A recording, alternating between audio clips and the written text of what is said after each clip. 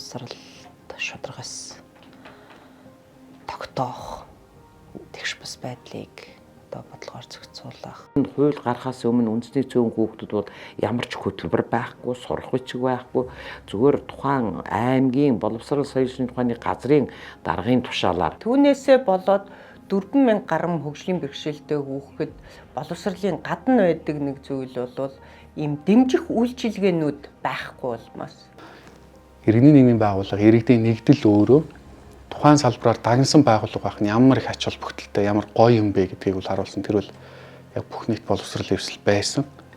Яг иргэний нийгмийн байгууллагууд тэр дундаа бүх нийт боловсролын төлөө иргэний нийгмийн байгууллагууд, түүний сүлжээ байгууллагууд бол яг хуулийн одоо зорилго зорилт. Боловсрол эвслийн хувьд бол яг бодиттой хууль тогтоомж, яг хэрэгжилтийн түвшиндээ ямар асуудал гардгийг, боловсрол өөрөө ямар чухал юм, бодлогын хувьд яаж авч явах ёстой юм бэ гэдэг өнгөрсөн одоо хугацаанд хоригдлуулсан туршлагаа бас биднэрт бөгөөд тэр дундаа улс төрчдөд хуваалцсан их хувь нэмэр болсон.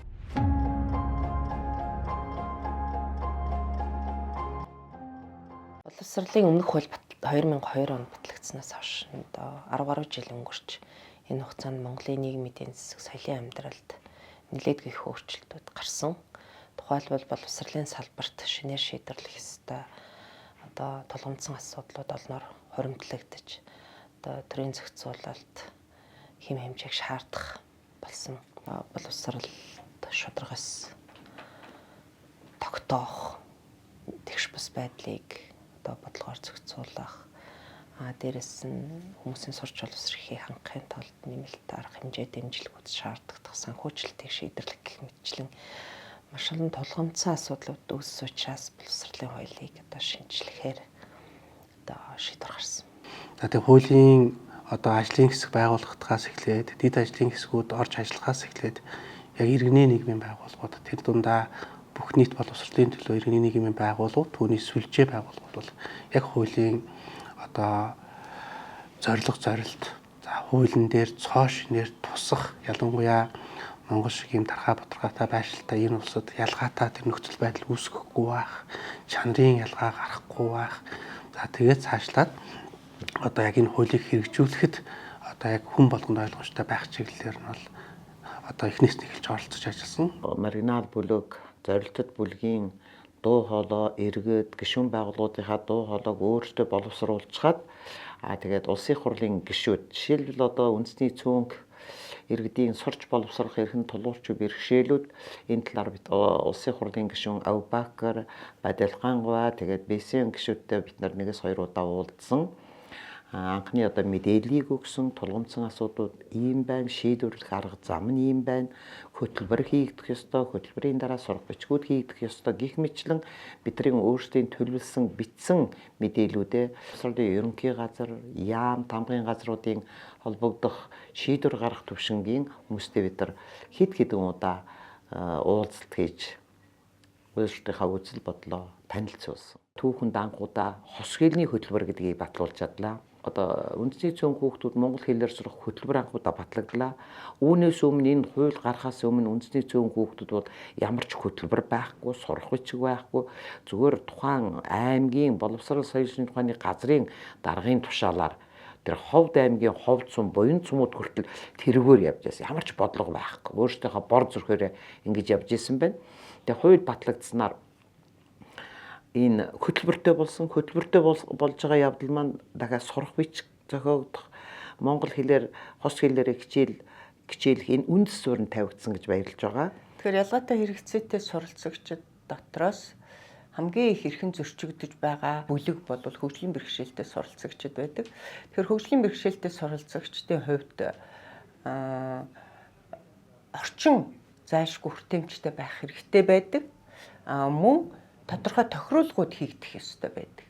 Нэг орхигдоод байдаг. Түүнээсээ болоод 4,000 гаруй хөгжлийн бэрхшээлтэй хүүхэд боловсролын гадна байдаг нэг зүйл бол ийм дэмжих үйлчилгээнүүд байхгүй болмоос. Өөрөөр хэлбэл хөдөлгөөн засал, хөдөлмөр засал, хил засал, унаа тээврийн үйлчилгээ, орчуулгын үйлчилгээ, хөтчийн, чөлөө цагийн, зөвлөх үйлчилгээ, сэтгэл зүйн үйлчилгээ гэгчлэн.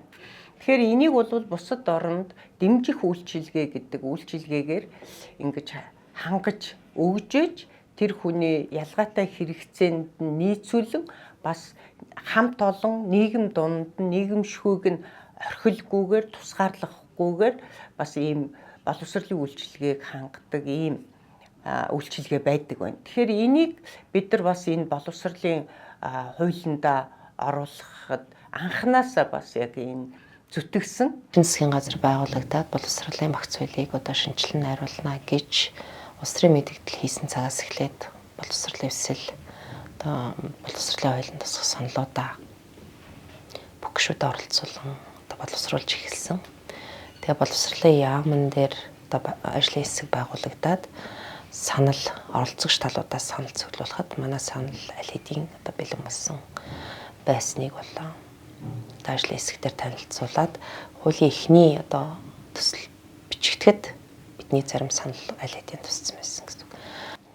Түүнээс гадна бид нар одоо улсын хурал дээр байгуулагдсан ажлын хэсэгт бол заавал оролцох шаардлагатай гэж үзээд одоо ерөнхий сайд улсын хурлын дарга болон намын одоо дарга намын бүлгийн дарга нарт одоо албан ёсоор хандаж ажлын хэсэгт орох хүсэлтэд илэрхийлсний дагуу одоо боловсролын хуулийн ажлын дэд хэсэгт одоо хуулийг батлагдтал 3 жил ажилласан. Боловсролын багц хуулиас бид нар боловсролын ерөнхий хууль болон дэд боловсролын хуулийг онцлсон. Тэгээд ялангуяа залуучуудын байгууллагын хувьд оролцооны механизмууд, засаглалт, залуучууд, сурагчид, оюутнуудын дуу хоолойг яаж хүргэх ёстой вэ гэдэг дээр гол төвлөрч манай санал зөвлөмж чиглэсэн.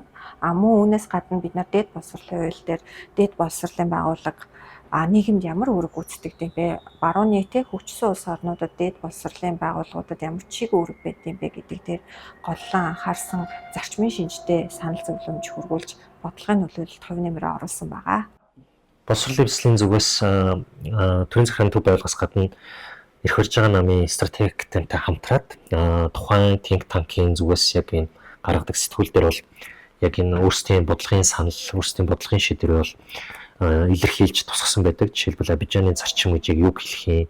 Зах зээл, нийгмийн бодлого, боловсролыг булаалтах нь ямар үр дүнтэй, хувийн сургуулийг төрөөс зохицуулах шаардлага, за ашигын төлөх заалт нь албан боловсролтой нийцэхгүй, боловсролын хуулийн шинжилт иргэний нийгмийн зүгээс өгж байгаа санал, ерөнхий асуудал шийдэл гэдэг энэ бүхнийг бол улс төрчдөд ялангуяа ирэх барьж байгаа Монгол Ардын намын удирдах түвшний хүмүүст бол хүрэхэд бол энэ стратеги судалгаа сэтгүүл чухал их сурвалж болдог. Тэгээд энэ стратеги судалгааны сэтгүүлийн тусгай дугаарыг эрхлэн дэмжлэг үзүүлж энэ дээрээ түшиглэн бас ингээ ярианы сэдв, уулзалтын тойм тэмдэглэл чиглэл гаргаж ирж бол ажиллаж исэн туршлага байдаг.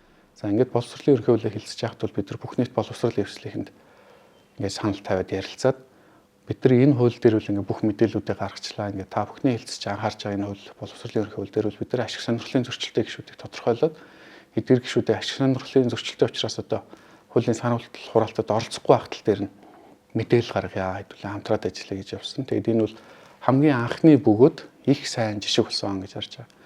Тухайд бол 3 гишүүн улсын хурлын гишүүн бол энэ боловсролын салбарт ашиг орлого олдог, үйл ажиллагаа явуулдаг. За тийм буюу ашиг сонирхлын зөрчилтэй байсан.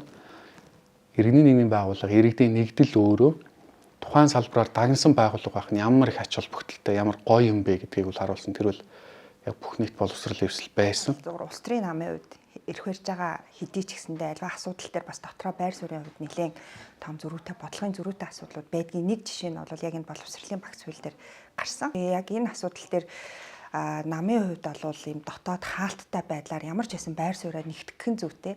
За тэр дундаа яг улс төрийн нам өөрөө үзэл баримтлалаа дагах нь зүйтэйгээд ер нь бол яг энэ улс төрийн намын үзэл баримтлалын хүрээнд бид нар аль чиг шугамыг илүү баримтлж ин боловсролын багц хуулийг баталгах нь зүйтэй вэ гэдэг дээр ийм одоо намын түвшинд ийм хаалттай юм хэлцүүлгийг бол зохион байгуулсан.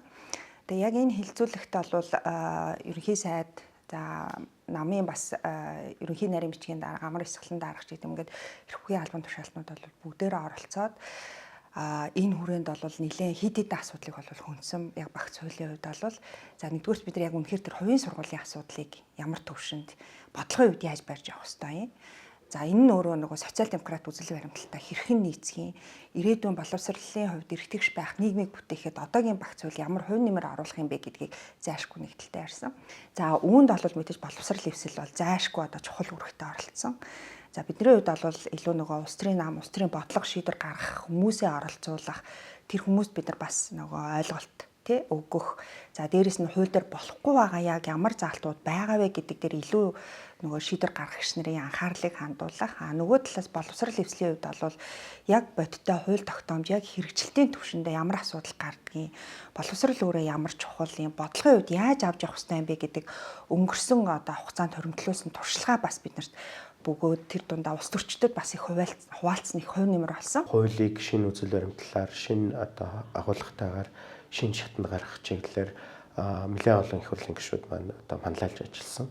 Дөрөвт нь ундрам гишүүн, хоёрдугаарт нь мөх цэцэг гишүүн.